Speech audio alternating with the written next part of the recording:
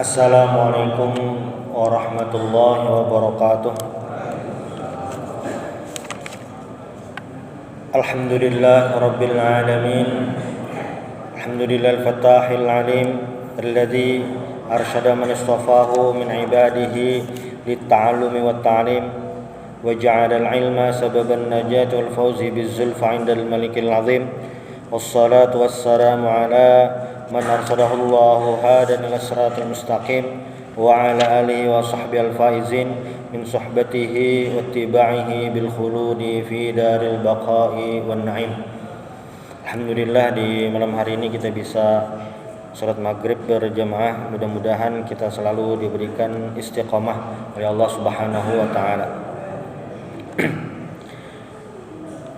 Istiqomah merupakan salah satu sifat yang Rasulullah sallallahu alaihi wasallam andalkan, yang Rasulullah sallallahu alaihi wasallam ajarkan kepada kita semua. Bagaimana Rasulullah sallallahu alaihi wasallam berdakwah secara istiqomah dari sembunyi-sembunyi, terang-terangan, sampai dakwah beliau tersebar luas ke daerah-daerah lain. Itu merupakan buah dari keistiqomahan Rasulullah sallallahu alaihi wasallam. Kalau kita lihat rentang waktu dakwah Rasulullah berdakwah itu ada 23 tahun. Nah, masing-masing nabi dan Rasulullah Subhanahu wa taala itu memiliki waktu, medan dakwah, orang-orang, kondisi yang berbeda-beda. Dan setiap nabi ini mendapatkan mukjizat menyesuaikan masa di mana berdakwah. Tetapi di antara semua yang dilakukan para nabi dan rasul itu sama-sama mendapatkan tantangan dakwah dari kaumnya sendiri. Sehingga ketika Rasulullah SAW baru saja mendapatkan wahyu pertama kali dari malaikat Jibril di Gua Hira, lalu dibawa ke rumah Waraqah bin Naufal, sepupu Khadijah binti Khuwailid, sepupu dari istri beliau sendiri. Kata Waraqah apa? Ini adalah namus, maksudnya malaikat Jibril yang mendatangi Nabi Musa dulu. Dan kamu akan mengalami hal yang sama dialami oleh nabi-nabi sebelumnya. Sebenarnya Nabi Muhammad tuh bingung waktu diberitahu seperti itu. Karena Nabi Muhammad sebelum beliau menjadi nabi dan rasul, maksudnya sebelum umur 40 tahun, beliau itu disayang orang-orang Mekah, mendapatkan gelar Al-Amin, dipercaya. Jadi dahulu itu, di masa itu, misalnya memiliki barang berharga, harta berharga, itu dititipkan ke orang lain yang dipercaya. Kalau kita kan sekarang ada tuh tempat penyimpanan uang, ada tempat penyimpanan barang, ada lembaganya. Nah kalau dahulu penyimpanan uang atau apa berharga ke orang. Nah Nabi Muhammad itu banyak titipan orang-orang sehingga dapat gelar Al-Amin. Bahkan Nabi Muhammad itu dipercaya dan disetujui keputusan beliau saat terjadi renovasi Ka'bah, umur beliau 35 tahun. Makanya ketika Waraqah bin Naufal memberitahu kamu akan dimusuhi, Nabi Muhammad kaget, bingung, mungkinkah itu? Makanya kata Waraqah, seandainya hidupku lebih panjang, aku akan membelamu habis-habisan. Nah, cuma Waraqah ini umurnya tidak panjang, setelah kejadian itu tidak lama kemudian meninggal. Cuma Nabi Muhammad sudah mendapatkan wanti-wanti, dan itu memang benar-benar terjadi.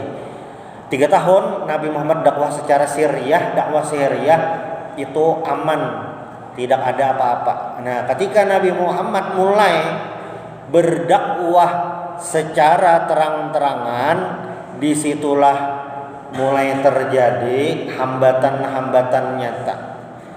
Kan Nabi Muhammad itu ketika mulai dapat perintah untuk dakwah secara terang-terangan itu, Nabi Muhammad mengumpulkan mengumpulkan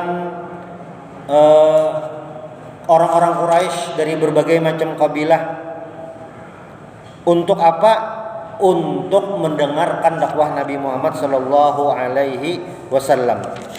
Nah, di perkumpulan tersebut Rasulullah menganalogikan ketika semua sudah terkumpul, wahai Banu ini sudah terkumpul semuanya, lalu Nabi Muhammad langsung berdakwah. Wahai orang-orang Quraisy, seandainya aku beritahukan di balik bukit ini ada pasukan berkuda ingin menyerang kita, apakah kalian percaya? Ya, kami percaya. Kami percaya. Majarrabna 'alaika kadziban. Kami tidak pernah mendengar kamu berdusta, walaupun sekali tidak pernah. Tetapi setelah itu kata Rasulullah, nah, aku memberitahu kepada kalian tentang ada azab yang pedih nanti di akhirat, maka berimanlah kepada Allah Subhanahu wa taala. Kebingungan nih. Tadi percaya, pas diajak, wah, apa ini? Di saat genting, maksudnya di saat lagi kebimbangan di masyarakat, lagi kebingungan, ternyata paman beliau, paman kandung, mungkin paman saya lah, paman beliau Abu Lahab langsung mencela Nabi Muhammad. Tabban laka ya Muhammad, alihada jama'tana. Celaka kamu wahai Muhammad, hanya karena inikah kamu mengumpulkan kami? Uyuh-uyuh kami kesini, muyuhi kami aja, gini aja sekalinya. Nah, langsung turun ayat setelah celaan dari Abu Lahab. Surah apa? Surah Al-Lahab. Dan berdasarkan surah Al-Lahab ini, itu dipastikan Abu Lahab salah satu penghuni neraka. Tabbat yada Abi Lahab wa tabb. Salah satu nama orang yang diabadikan dalam Al-Quran sebagai penghuni neraka. Na'udzubillah min dzalik. Itu sudah dari awal dapat tekanan dari masyarakat, ini dari keluarga terdekat beliau sendiri. Nah, sebenarnya paman Nabi ini ada beberapa orang. Abu Lahab itu yang menyerang, tidak beriman, menyerang Nabi. Abu Thalib tidak beriman, menolong Nabi. Hamzah beriman, membantu Nabi. Abbas beriman, membantu Nabi. Walaupun yang banyak ditulis itu tentang perjuangan Hamzah bin Abdul Muthalib, bagaimana ketika beliau masuk Islam, lalu setelahnya Sayyidina Umar, izzah kaum muslimin itu sangat terlihat. Cuma jangan sampai kita lupakan perjuangan Abbas, paman Nabi Muhammad SAW. Abbas itu memang agak terlambat masuk Islamnya dibandingkan Hamzah. Tetapi yang menemani Rasulullah SAW berdakwah keliling waktu musim haji, itu yang menemani Abbas bin Abdul Muthalib. Ada peran Abbas bin Abdul Muthalib ini. Nah, dakwah Nabi yang luar biasa ini berlangsung saat dakwah jahriyah. Berarti setelah 3 tahun sampai beliau hijrah. Berarti kalau dikalkulasikan, misalnya di Makkah itu ada 13 tahun, 10 tahunnya itu Nabi memang berjuang luar biasa, mati-matian mempertahankan dakwah. Padahal Nabi itu cuma menyampaikan. Jadi perlu kita pahami, Bapak Ibu semua, ayah bunda sekalian, Nabi itu cuma mengajak menyembah Allah, itu aja. Menyembah, mari kita menyembah Allah, jangan menyekutukan Allah. Marilah berakhlak baik, jangan berbuat keji, jangan membunuh, berzina, makan yang haram, itu aja. Kadeda yang lain sederhana aja. Belum ada lagi perintah ayo sholat, belum ada. Ayo puasa, belum ada lagi. Perintah zakat adakah? Ada. Nabi apakah sholat? Ada. Cuma ini beda waktu di Madinah. Masih perintah secara umum. Nabi itu sholat masih sebelum Isra Mi'raj itu masih sholat yang ajaran Nabi terdahulu masih mengikuti. Artinya ajaran yang Nabi bawa waktu di Mekah itu masih sederhana lagi. Apalagi kalau kita lihat ayat-ayat Makkiyah itu, ayat-ayat ini sederhana, jangan menyekutukan Allah, percaya dengan surga dan neraka, itu aja. Kadang alih itu. Nah, amalannya tuh kadang alih sebenarnya. Tetapi disitulah tantangan yang Rasulullah Shallallahu Alaihi Wasallam alami. Kalau kita lihat dakwah Nabi itu setiap hari Nabi ini nonstop. Kalau kita begawi itu 8 jam sehari standar, ada yang sampai 12 jam begawi. Nabi Muhammad itu ada istirahatnya. Kalau begawi itu ada pensiun, ada cuti. Nabi kan ada cuti-cutinya. Pensiun dini kedawa. Nabi itu berakhir tugasnya apabila wahyu dulu sampai meninggal, itu habis tugas. Kada ada istirahatnya. Makanya ketika turun ayat al-yauma akmaltu lakum dinakum itu kaum muslimin gembira, oh yes, alhamdulillah sudah sempurna. Sayyidina Abu Bakar memiliki pandangan lain. Kalau sudah sempurna, kalau ibarat misalnya bangunan itu sudah sempurna, kada lawas tukangnya tuh belikan lagi dah. Ketika dakwah itu sudah sempurna, berarti kata Sayyidina Abu Bakar, dakwah ini sudah selesai. Nabi apa? Yarji'u ila rafiqil a'la, kembali kepada Allah Subhanahu wa taala. Nah, di Mekah itu selain dari keluarga Nabi terdekat Abu Lahab, kalau yang lain membantu Nabi, apalagi dari pembesar Quraisy yang lain, kayak Abu Jahal, Umayyah bin Khalaf, Al-Walid bin Mughirah, itu terus mengganggu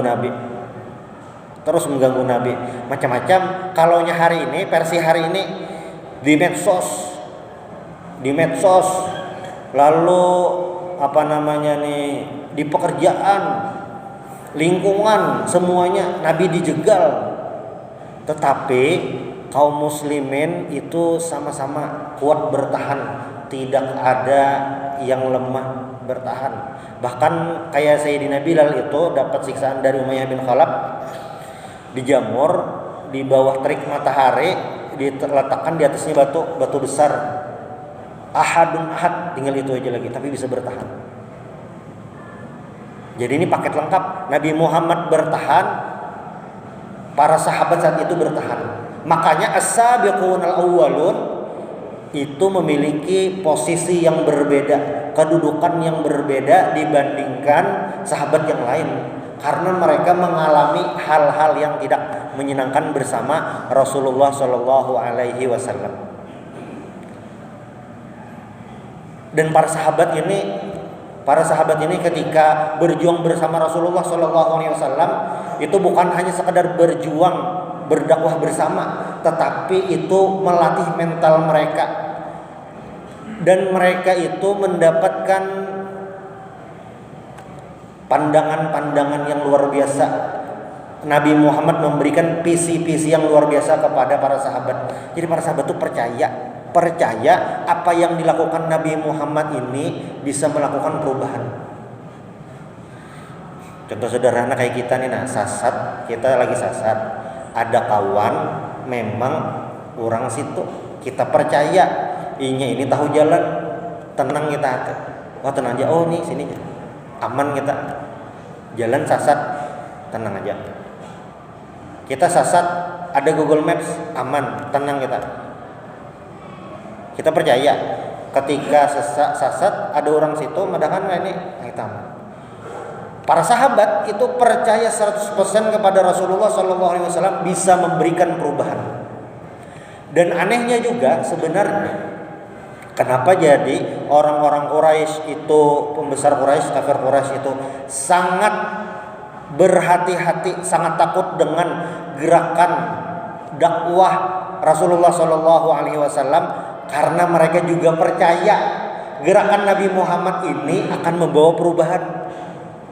Bisa bayangkanlah, yang kada percaya, yang kada beriman kepada Nabi Muhammad, pembesar Quraisy itu mereka tidak beriman kepada Nabi Muhammad, menolak dakwah. Tetapi di sisi lain, di saat bersamaan mereka percaya, meyakini, memperkirakan dakwah Nabi ini akan membawa perubahan. Itu yang kada percaya Nabi Muhammad, apalagi para sahabat. Yang kada percaya Nabi Muhammad nih, percaya Nabi Muhammad bisa membawa perubahan, bisa merubah manusia, bisa merubah bangsa Arab, apalagi para sahabat. Mereka menjegal dari awal, melarang Nabi semuanya. Itu kenapa? Karena Nabi Muhammad akan membawa perubahan, perubahan sosial, perubahan ekonomi, perubahan budaya, semuanya dirubah. Mereka percaya itu, yakin. Makanya semua cara dilakukan. Memberi gelar kepada Nabi tukang sihir, walaupun mereka tahu kada cocok. Memberikan gelar kepada Nabi Majnun, gila, walaupun tahu Nabi Muhammad bukan gila. Memberikan gelar kepada Nabi peramal, walaupun Nabi bukan peramal. Semua cara sudah dilakukan supaya menjegal perubahan besar ini. Dan orang kafir Quraisy itu sadar juga, ini aneh juga nih, Al-Quran yang dibawa Nabi itu bukan bikinan manusia. Mereka yakin itu, karena mereka orang Arab dan az-zauqul arabinya itu sudah dapat, sudah tahu ini bukan bikinan manusia, tidak mungkin dibikin Muhammad, kada mungkin. Karena Nabi Muhammad ini diutus di masyarakat yang lagi tinggi-tingginya peradaban sastranya. Jadi mukjizat Nabi itu kayak itu. Di zaman Nabi Musa itu lagi kuat-kuatnya sihir lah itu. Bilanya kita lihat film-film yang berlatar belakang Mesir kuno, itu pasti kisah sihirnya kuat. Nabi Musa diutus di masa itu, makanya Allah memberikan kekuatan bisa merubah tongkat jadi ular di masa itu. Nabi Muhammad diutus di masyarakat yang mengagungkan keindahan bahasa dengan Al-Quran. Itu percaya yang dibawa Muhammad ini, Nabi Muhammad bukan ucapan biasa, tapi ini dari Allah Subhanahu wa taala. Makanya ini sangat berbahaya nih. Makanya Nabi diganggu waktu sholat, pernah kayak ini. Ada Nabi pernah berjalan biasa, pang dilempang Abu Jahal. Macam-macam. Pak, jadi Nabi disiksa, Nabi diganggu, sahabat sama diganggu. Semuanya itu sama. Misalnya kayak sahabat Nabi Mus'ab bin Umair. Mus'ab bin Umair ini salah satu sahabat Nabi yang kehidupannya menengah ke atas, termasuk nyaman lah. Tetapi ketika beliau masuk Islam, ujar Mama Sidin, "Napa kamu Mus'ab masuk Islam kah?" "Inggih ma'ai. Amun ke masuk Islam jangan lagi di rumah, ku coret kamu dari kartu keluarga, kartu ATM ku tarik." Makanya Mus'ab ini setelah masuk Islam, dasar kada berduit lagi Sidin. Dasar biar jar Mus'ab. Sampai Mama Sidin ini supaya meluluhkan hati Mus'ab tuh, ujar Mama Sidin, "Ika Mus'ab bila tetap Islam, aku pokoknya kada hakun makan. Biar aja aku lapar, gara-gara Ika emang masuk Islam." Sampai kayak itu, supaya Mus'ab ini kada purun, kada apa-apa jar Mus'ab. Makanya Mus'ab ini diriwayatkan itu kan meninggal waktu perang Uhud. Nah, waktu perang Uhud itu Sidin meninggal itu, baju yang Sidin pakai itu mempas, ditarik ke bawah, di atas kelihatan, ditarik ke atas, di bawah kelihatan mempas benar. Saking jadi miskinnya itu. Karena apa? Memperjuangkan iman. Makanya kita lawan sahabatnya kada ada apa-apanya. Sahabatnya dasar wani bahabis, kayak Suhaib bin Sinan Ar-Rumi. Suhaib bin Sinan Ar-Rumi itu pendatang di kota Mekah, lain orang Mekah, pendatang di Mekah mulai dari nol sampai beliau berhasil, sampai beliau termasuk orang kaya di kota Mekah. Sudah waktu rame-rame hijrah, sembunyi-sembunyi, kecuali Sayyidina Umar bin Khattab radhiyallahu anhu. Ujar Suhaib bin Sinan, saya mau hijrah. Biar orang-orang Quraisy, wah tidak bisa. Kamu banyak mendapatkan manfaat, mendapatkan keuntungan saat berada di kota Mekah. Kenapa kamu pergi begitu saja? Lalu tawaran Suhaib bin Sinan Ar-Rumi, kayak ini aja nah. Kayak ini aja nah. Biarkan saya pergi hijrah. Tawarannya semua hartaku, rumah dan seisi-isinya, sertifikat rumah, BPKB kendaraan, BPKB Fortuner, ambil aja. Semuanya ambil, bawa, tinggal aja. Saya akan hijrah ke Madinah, pokoknya jangan diganggu, harus saya ambil aja semuanya. Wow, siap bos. Ya. Bisa, masa kuat. Suhaib itu salah satu sahabat. Jadi perjuangan para sahabat Nabi itu memang luar biasa. Makanya radhiyallahu anhum, di Al-Qur'an itu radhiyallahu anhum itu levelnya paling tinggi, sudah Allah meridhai. Makanya tidak salah para sahabat Nabi itu dijamin masuk surga dengan berbagai macam versi.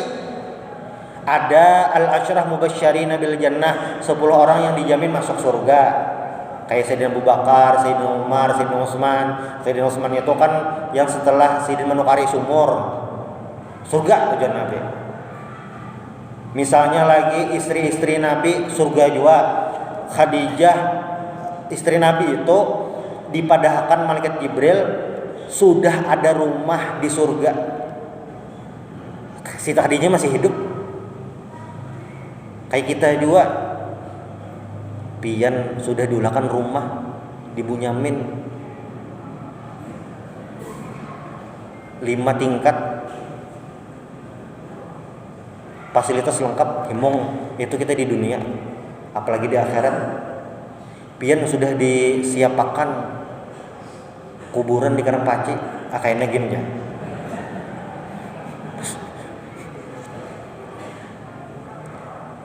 Nah, ada ngarannya Ukasyah juga. Ujar Nabi waktu lagi mungkin pas pengajian,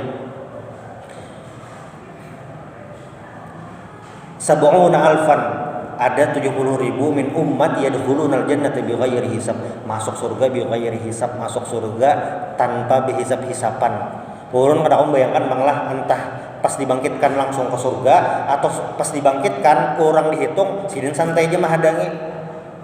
Pian kada dihisap kah? Kada, kok kada dihisap-hisapan jangan mahadangi aja. Bisa juga itu atau langsung surga. Cuma bighairi hisab, tanpa ada dihisap. Ujar Nabi. Lalu Ukasyah angkat tangan, Nabi, ud'u nih, doakan aku. Doakan ulun masuk dalam 70.000 tadi.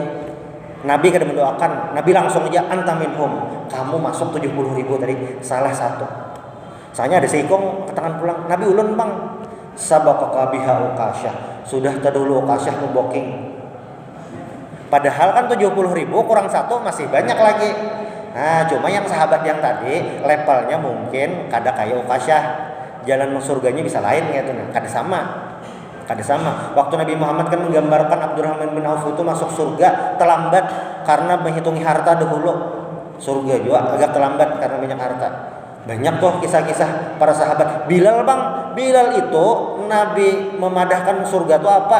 Ujar Nabi, waktu aku di surga Bilal mendengar suara sandal ikam. Sandal Bilal tuh pedang dulu sudah ada di surga. Apa ikam amalan apa?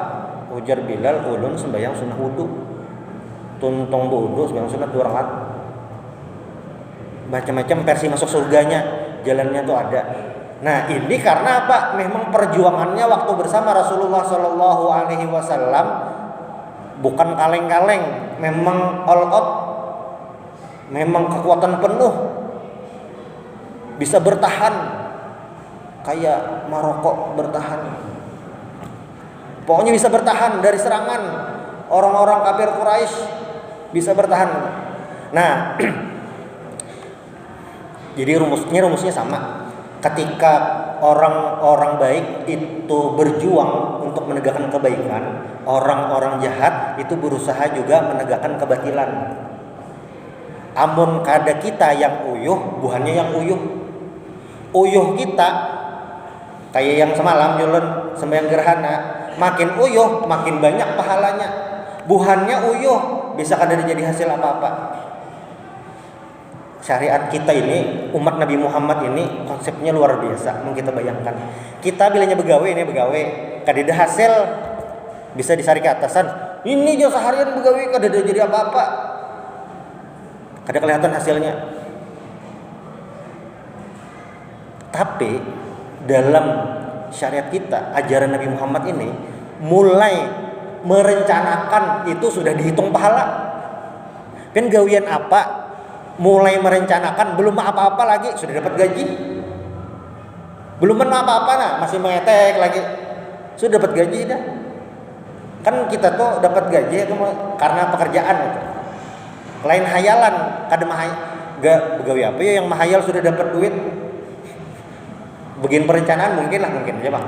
Cuma ini kita niat baik nih. Malam ini hendak sembahyang tahajud, selajur nonton merokok, belum lagi nya. Niat malam ini hendak tahajud lawan witirnya, niat sekalinya pas malam kada terbangun sudah dihitung. Niat tahajud malam terbangun sembahyang tahajud itu pahalanya dari 10 bisa sampai 700. Niat tahajud bangun sembahyang tahajud membawai keluarga bertambah lagi.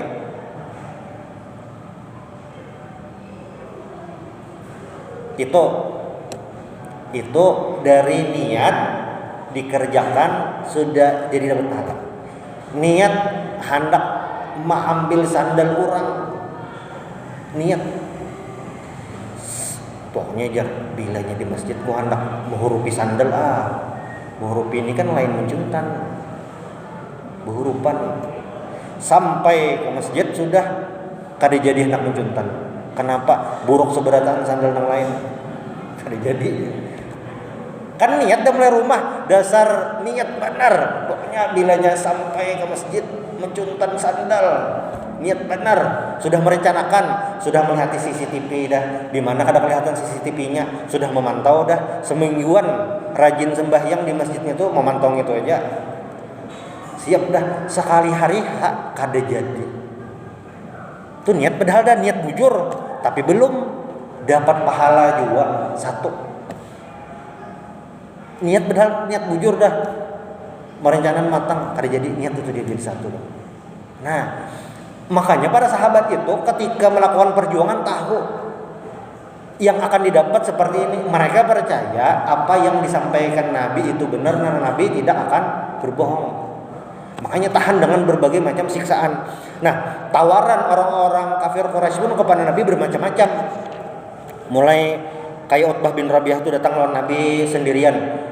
Apa yang kamu inginkan dengan dakwah ini? Apakah kamu ingin wanita? Akan kami berikan. Kamu ingin harta? Kami kumpulkan harta semua kepadamu. Kalau kamu ingin pangkat jabatan, kami jadikan. Kami ulah pian jadi pembakal di sini. Pokoknya kami berikan. Kada aja Nabi. Sampai mereka melobi Abu Thalib. Tolong tuh kamanakan nikam kena pada hiakan.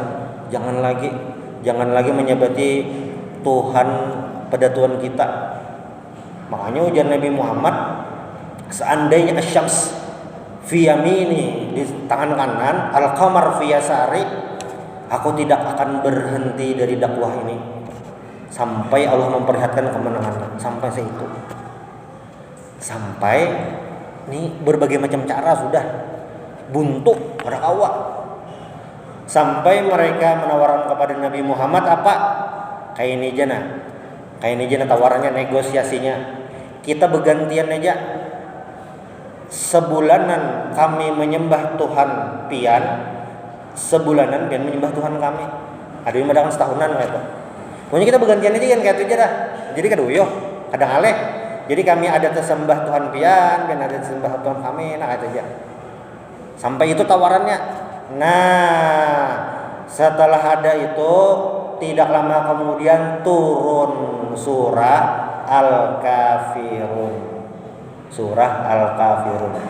Qul, bahasa Al-Qur'an ini Bahasa Al-Quran apalagi yang makiyah itu bahasanya kada pakai kiasan, pakai bahasa langsung. Bahasanya tuh keras, tegas. Kalau ayat-ayat Madaniyah itu lembut. Kalau makiyah tuh tegas. Makanya surah Al-Kafirun itu apa? Qul, katakanlah wahai Muhammad, ya ayyuhal kafirun, wahai orang-orang kafir. Kada pakai bahasa lain, itu panggilannya langsung aja. Dan penutup dari surah ini apa? Ini yang poin luar biasa. Lakum dinukum waliyadin. Lakum dinukum waliyadin. Masing-masing aja. Masing-masing aja. Nah, wah. Cara lembut ada kawa, cara yang disiksa ada kawa, negosiasi sudah ada kawa. Nah, sampai apa? Sampai orang-orang kafir Quraisy ini melakukan al-hisarul iqtisadi, embargo ekonomi. Jadi pembesar Quraisy ini melakukan kesepakatan untuk apa? Embargo ekonomi. Artinya jangan bertransaksi dengan Nabi Muhammad, para sahabat dan keluarga Nabi. Jadi ketika dapat embargo ekonomi, keluarga Nabi ini melindungi Bani Hashim dan Bani Muthalib. Ini memang di Quraisy itu di Arab waktu itu Bani-Bani itu mempengaruhi. Jadi kenapa Nabi Muhammad ini suku Quraisy? Kenapa beliau dari Bani Hashim? Kenapa? Itu karena rahasia Allah Subhanahu wa taala secara izzah, secara posisi politik itu kuat. Jadi Nabi diutus di situ. Nah, Bani Hashim dan Bani Muthalib, kabilah itu melindungi Nabi Muhammad. Yang muslim itu memang secara keimanan, yang belum beriman apa? Itu kekeluargaan, melindungi Nabi berataan. Jadi apa? Kesepakatan orang kafir Quraisy, jangan bertransaksi dengan Nabi Muhammad dan keluarga-keluarganya. Bilanya bejualan harganya larangi supaya ngalih bertukar. Makanya sampai para sahabat itu di masa-masa embargo ini makan daun. Dasar makan daun tuh lain sayur ada, dasar dina makanan lain. Karena anak nukar di sana kan gandum, ngomong kita baras. Misalnya itu anak nukar baras nih dilarangi seliter 150.000. Benar kata kau nukar, kada masuk di akal. Yang menikah disuruh diceraikan. Nah waktu masa ini anak Nabi itu Ruqayyah dan Ummu Kalsum itu dicerai oleh siapa? Mintuhanya siapa? Abu Lahab. Jadi anak Nabi itu kan Ruqayyah dan Ummu Kalsum. Nah Ruqayyah dan Ummu Kalsum ini menikah dengan dua anak Abu Lahab. Pewarangan. Jadi Abu Lahab itu paman Nabi, pewarangan Nabi. Sebelum Nabi Muhammad diutus, Abu Lahab itu naces bener loh Nabi, sayang bener. Makanya kan waktu Nabi lahir tuh Abu Lahab itu memerdekakan budak karena himung bener. Pokoknya, iya makanya sampai dua anak Abu Lahab ini menikah dengan dua anak Rasulullah. Asalnya sayang bener Nabi, tapi itu semua berubah waktu apa? Nabi menyampaikan dakwah Allah Subhanahu wa taala. Malah yang memusuhi Nabi kayak Umar bin Khattab radhiyallahu anhu, yang membenci Nabi, hampir membunuh Nabi, malah itu yang membela Nabi habis-habisan. Makanya ada doa, ya muqallibal qulub, tsabbit qalbi ala dinika wa ta'atik. Kita minta ditetapkan hati kapanpun, dimanapun, jangan sampai berubah. Abu Lahab itu kurang dekat apa dengan Nabi? Secara nasab dekat, pernikahan dekat, rumah parak, tapi ternyata jadi salah satu musuh Allah, dan salah satu musuh Allah yang ngarannya diabadikan dalam Al-Quran. Nah, lalu ketika dapat al-hisar iqtisadi ini, embargo ekonomi ini, Nabi memberikan jalan lain untuk orang-orang muslim. Ini tahun kurang lebih 7 kenabian. Tahun 7 kenabian. Nah, karena waktu itu kan belum ada tahun Hijriyah. Tahun berapa nih? Nah, jadi para sejarawan mengukur dari kenabian Nabi. 7 tahun setelah kenabian. Nah itu ada al-hisar iqtisadi ini. Lalu Nabi menyuruh para sahabat ini untuk hijrah ke Habasyah. Karena di Habasyah itu Raja Najasyi ini terkenal raja yang adil, bisa menjalankan syariat dengan tenang. Nah makanya sahabat-sahabat Nabi itu pas malam sembunyi-sembunyi berangkat menuju Laut Merah lah, lalu berkapal ke Habasyah, wah ini Ethiopia, ke sana untuk menyelamatkan diri. Nah itu ada hijrah supaya tidak terlalu menyulitkan selama berada di Mekah tadi. Karena ini luar biasa nih dapat embargo ekonomi. Kita kayak waktu Covid semalam, duit banyak, anak keluar kedua nih berjualan, tapi kada ada menu kari. Sepanjang jalan Ahmad Yani itu nah banyak orang berjualan nang lewat kan, tapi ada embargo ekonomi itu luar biasa. Nah makanya Nabi ini sangat kesulitan. Menurut riwayat lain saat embargo ini salah satu penyandang dananya, donaturnya siapa? Siti Khadijah radhiyallahu anha. Makanya Siti Khadijah ini waktu Sidin meninggal, harta Sidin itu habisan gesendak wahda. Waktu Sidin menikah dengan Nabi itu ada riwayat mengatakan, waktu Sidin menikah dengan Nabi, riwayat mengatakan 2/3 harta di Mekah perputarannya itu nah harta Siti Khadijah radhiyallahu anha. Saking banyaknya, cuma semuanya itu beliau sumbangkan untuk dakwah Nabi sampai habis. Makanya apa? Makanya dijamin surga, makanya tidak ada gantiannya. Makanya Nabi itu selalu terkenang dengan Siti Khadijah radhiyallahu anha, sampai-sampai Siti Aisyah itu cemburu. Nah, Nabi jarang ingat taruh, maka sudah meninggal, tuha pulang. Langsung ditagur Nabi, jangan salah. Siti Khadijah inilah yang beriman kepadaku saat orang lain tidak beriman. Ini yang membantuku mati-matian saat orang lain tidak ada. Cuma biarlah perlu diperhatikan. Ini yang luar biasa dari Siti Aisyah radhiyallahu anha. Walaupun di kisah itu Siti Aisyah ini kan disarikin Nabi, dimamai Nabi karena Sidin cemburu, tapi hadis afdoliyah Siti Khadijah itu tetap Sidin riwayatkan. Kayak apa? Siapa yang kau tahan kayak itu? Mengisahkan kebaikan orang lain nih, saingan nih, dikisahkan kepada orang lain. Siti Aisyah itu levelnya kayak itu, bisa menceritakan kepada murid-murid Sidin, keluarga Sidin tentang keutamaan Siti Khadijah. Makanya Siti Aisyah itu apa? Dapat tazkiyah dari Allah langsung dari langit, perempuan yang suci, istri Nabi. Makanya semuanya Nabi Muhammad, orang-orang sahabat Nabi itu luar biasa. Makanya Nabi apa? Khairul qurun qarni tsummal ladzina yalunhum tsummal ladzina yalunhum. Masa-masa terbaik karena perjuangan mereka luar biasa. Nah, embargo itu berakhir 3 tahun. 3 tahun. Sekitar 3 tahun dapat embargo. Kita semalam 3 tahun lah. Corona 3 tahunan.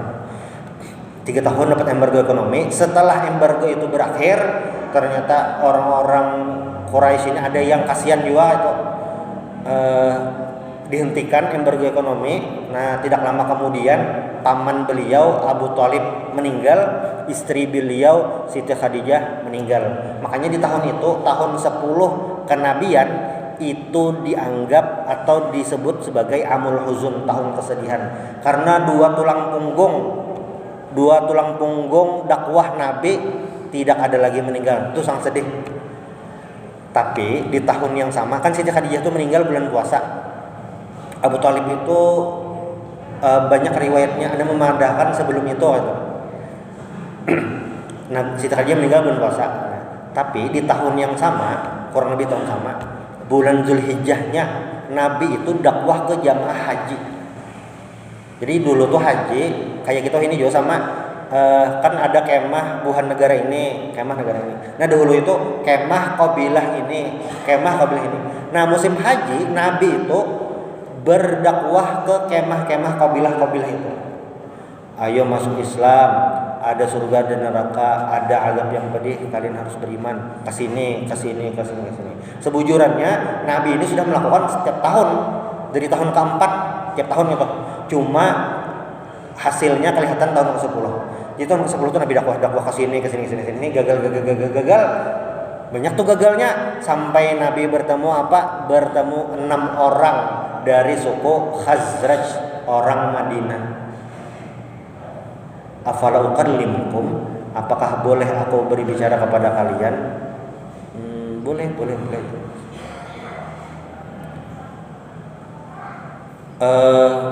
Aku ingin menyampaikan sesuatu tentang ajaran Allah Subhanahu wa taala.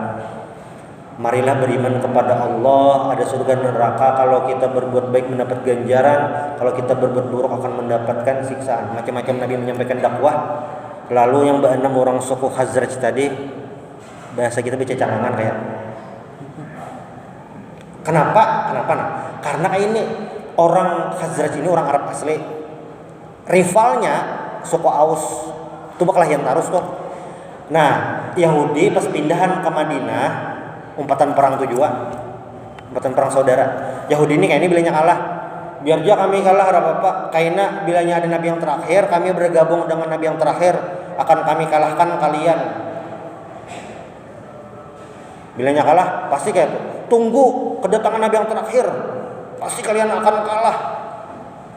Karena terus diulang, orang-orang Khazraj yang tidak tahu nabi terakhir ini jadi tahu, karena ada nabi terakhir, ajarannya ini.